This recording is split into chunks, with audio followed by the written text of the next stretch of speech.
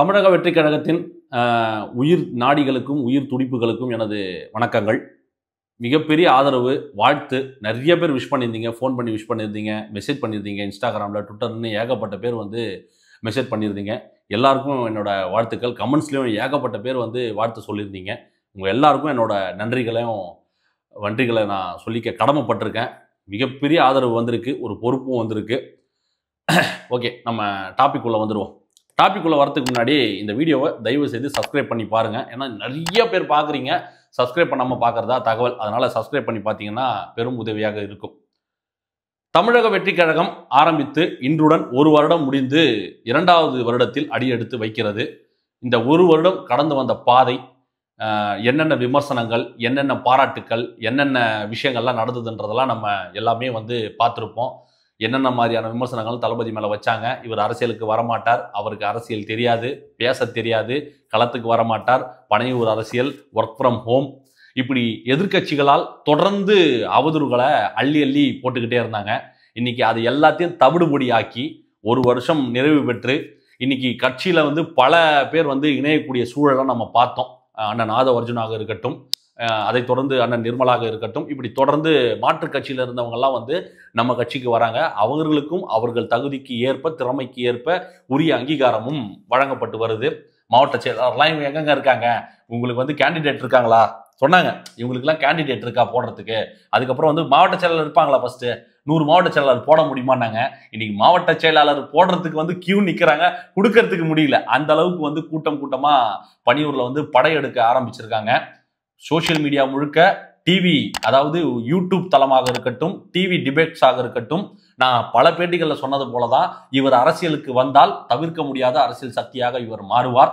இவரை சுற்றி தான் அரசியல் என்பதே நகரும்னு நான் பல இடங்கள்ல சொல்லியிருந்தேன். அதற்கு ஏற்ப போலதான் இப்போ பல மூத்த பத்திரிகையாளர்கள் பல பேர் இப்போ சொல்லக்கூடிய விஷயம் என்ன இருக்குன்னா, திமுக ரொம்ப ஜாலியா இருந்தது, எதிரிகளே நமக்கு இல்லை. ஏன்னா அதிமுக 3ஆக பிளவுபட்டு பிரிஞ்சு கிடக்கு.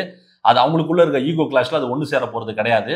மற்ற சில்லற கட்சிகள் எல்லாமே நம்ம கூட கூட்டணியில் இருக்கு. அதுவும் இல்லாம தமிழ்நாட்டில் இந்த மீடியாக்கள் மொத்தமும் நம்ம கண்ட்ரோல்ல இருக்கு.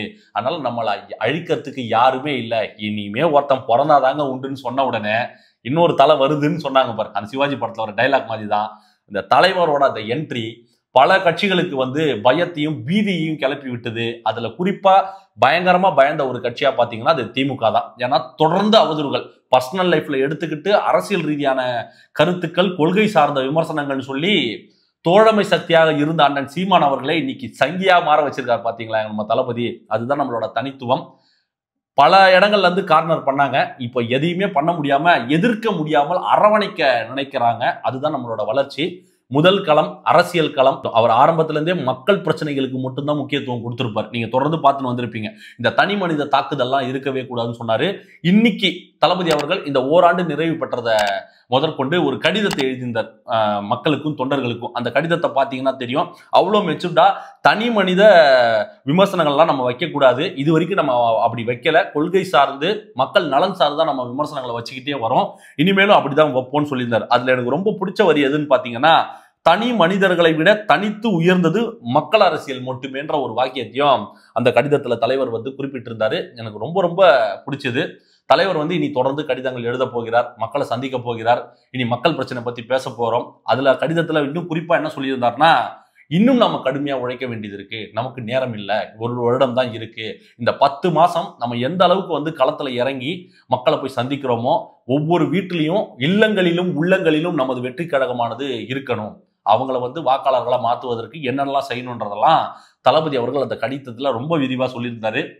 அது மட்டும் இல்லாம இன்னைக்கு ஒரு வருடம் நிறைவு பெற்றதன் காரணமாக பனையூர்ல தளபதி அவர்களோட அந்த தலைமை அலுவலகத்துல கொள்கை தலைவர்களுக்கு சிலை திறந்து வச்சு அவர்களுக்கு மாலை போட்டு மரியாதை பண்ணி அவங்களுக்கான சில விஷயங்களும் இன்னைக்கு பண்ணிட்டு இருந்தாங்க. நான் போகும்போது அதுக்கான அந்த கட்டுமான பணிகளானது நடந்துகிட்டே இருந்தது. இன்னைக்கு அதை திறந்து வச்சு அந்த புகைப்படங்கள்லாம் நீங்க இப்போ ஸ்கிரீன்ல நீங்க பார்க்கலாம். அந்த மாதிரி தலைவர்களுக்கு பெரியார், அண்ணா, அம்பேத்கர், அண்ணா இல்ல பெரியார், காமராஜர், அந்த அண்ணா ஏன் நமக்கு வந்ததுன்னா நடுவில் அதுல ஒரு அந்த கடிதத்துல குறிப்பிட்டிருந்தாரு.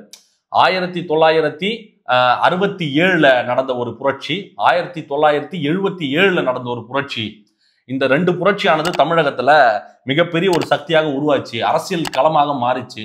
இன்னைக்கு அதே போல மக்கள் எழுச்சியோட மக்களோட வரவேற்போட நம்ம இன்னைக்கு தமிழ்நாட்டு களத்துக்கு நோக்கி நம்ம வந்திருக்கோம். அன்று நடந்த அவர் யாரை சொல்றாரு உங்களுக்கு நல்லா தெரியுங்களா? 1967 அண்ணா கட்சி ஆரம்பிச்சு திமுக என்பது உதயமானது. அன்னிலிருந்து ஒரு மிகப்பெரிய ஒரு ரெவல்யூஷன் தமிழ்நாட்டில் ஸ்டார்ட் ஆயிடுச்சு. அதுக்கப்புறம் 77 புரட்சி தலைவர் எம்ஜிஆர் அவர்களோட அந்த என்ட்ரி தமிழக அரசியல ஒரு மிகப்பெரிய திருப்பு முனையாக மாறிச்சு. இன்னைக்கு வரைக்கும் கூட அவரோட பேச்சு தான் இன்னைக்கு தமிழகம் முழுக்க இருக்கு. எம்ஜிஆர் ஆயிட முடியுமா, நீ என்ன எம்ஜிஆரா, கருப்பு எம்ஜிஆர் சிவப்பு எம்ஜிஆர்னு பல விஷயங்கள் நடந்தாலும் அந்த விஷயங்களானது இனி திரும்ப தமிழ்நாட்டில் நடக்கணுன்றதுக்காண்டி தான் அந்த கடிதத்திலாம் தளபதி அவர்கள் குறிப்பிட்டிருந்தாரு. அதை ஒட்டி தான் இன்னைக்கு கொள்கை தலைவர்களுக்கான சிலை திறப்பு விழாவே. காமராஜர், பெரியார், அம்பேத்கர், அப்புறம் வந்து வேலு நாச்சியார், அஞ்சலை அம்மாள்னு சொல்லி அனைவருக்குமான சிலை திறந்து அவர்களுக்கான மரியாதையை செலுத்தினார். நம்ம இன்னும் கடுமையாக உழைக்க வேண்டும். மக்கள்கிட்ட போங்க, மக்கள்கிட்ட பேசுங்க. இந்த நாளானது வெல்ஃபேர் நாளாக, எப்படின்னா மக்களுக்கு தொண்டு செய்யுங்க, சேவை செய்யுங்க. அவங்களுக்கு முடியாததை நம்ம தான் முடிச்சு காட்டணும். அவங்களுக்கு வாழ்க்கையில் என்னென்ன பிரச்சனைகள் இருக்கோ, அதாவது அவங்களோட வாழ்வாதாரத்தை மேம்படுத்துவதற்கான ஒரு பாதையாக தமிழக வெற்றி கழகம் அமையணும்னு தலைவரோட ஆசை. அதை நம்ம களத்துல தொண்டர்களாக அதை நம்ம செய்யணும்னு நான் ரொம்ப ரொம்ப ஆசைப்படுறேன். தலைவரோட ஆசையும் அதுதான்.